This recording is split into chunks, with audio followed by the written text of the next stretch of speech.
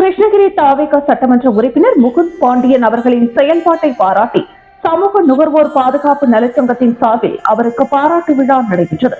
கிருஷ்ணகிரி சட்டமன்ற தொகுதியில் இருந்து தேர்ந்தெடுக்கப்பட்ட தாவேகா சட்டமன்ற உறுப்பினர் முகுந்த் பாண்டியன் கல்குவாரிகள், ஆவி, பற்று வளர்ச்சித்துறை உள்ளிட்ட பல்வேறு இடங்களில் ஆய்வுப் பணிகளை மேற்கொண்டு வருகிறார். இந்த நிலையில் கிருஷ்ணகிரி நகராட்சிக்குட்பட்ட உழவர் சந்தை அருகில் முன்னாள் முதலமைச்சர் மறைந்த செல்வி ஜெயலலிதா அவர்களால் ஏழை எளிய மக்களின் பசியார திறந்து வைக்கப்பட்ட அம்மா உணவகத்தினையும் சட்டமன்ற உறுப்பினர் முகுந்த் பாண்டியன் ஆய்வு மேற்கொண்டு பல்வேறு நடவடிக்கையில் ஈடுபட்டு வருவது மக்கள் மத்தியில் பெரும் வரவேற்பை பெற்றுள்ளது. சட்டமன்ற உறுப்பினரின் இந்த சேவையை பாராட்டும் விதமாக சமூக நுகர்வோர் பாதுகாப்பு நலச்சங்கத்தின் சார்பில் அவருக்கு பாராட்டு விழா நடைபெற்றது.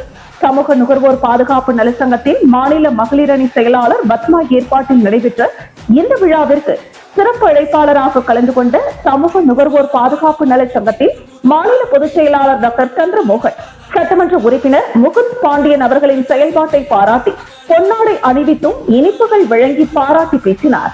அப்போது தமிழக முதலமைச்சர் ஜோசப் விஜய் அவர்களின் தலைமையில் தமிழகத்தில் மிக சிறப்பான ஆட்சி நடைபெற்று வருகிறது.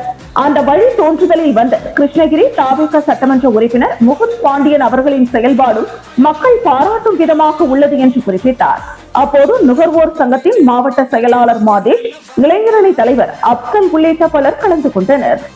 மரியாதைக்குரிய கிருஷ்ணகிரி சட்டமன்ற உறுப்பினர் திரு முகுந்தன் எம்எல்ஏ அவர்களுக்கு சமூக நுகர்வோர் நல பாதுகாப்பு சங்க சார்பில் மற்றும் நான் சார்ந்த தேசிய மக்கள் கட்சி சார்பிலும் நான் சார்ந்த மேகாலயா முதலமைச்சர் அவருடைய சார்பிலும் நுகர்வோர் சார்பிலும் மனமார்ந்த வாழ்த்துக்களை நன்றியும் தெரிவிச்சுக்கிறேன்.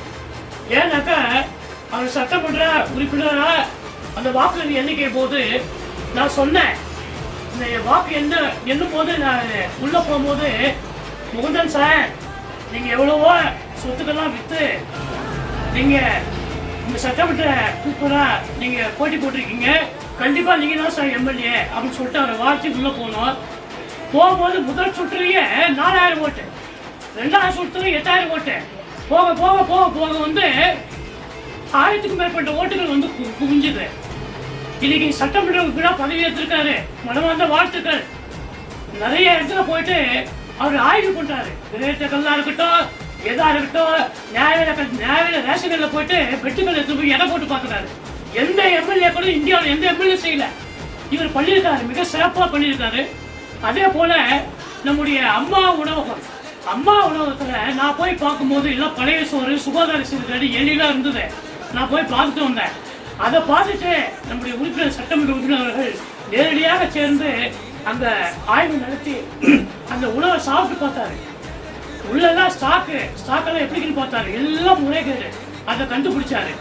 அதற்காக சமூக நுகர்வோர் நல பாதுகாப்பு சங்கம் நன்றி சொல்றேன். உடனடியாக அம்மா உணவகம் வந்து ஏழைக்கு அவசரம் அவங்க பண்ணாங்க. அதற்காக இன்னைக்கு எம்எல்ஏ போய் ஆய்வு பண்ணியிருக்காரு. அதற்காக அவருக்கு நன்றி சொல்றேன். இவர் வந்து ஒரு அமைச்சராக கைத்தட்டுங்க, அமைச்சராகலாம். அதே போல மறுபடியும் தமிழக முதலமைச்சர் ஜோசப் விஜய் அவர்கள் சாதனை செம்மன்.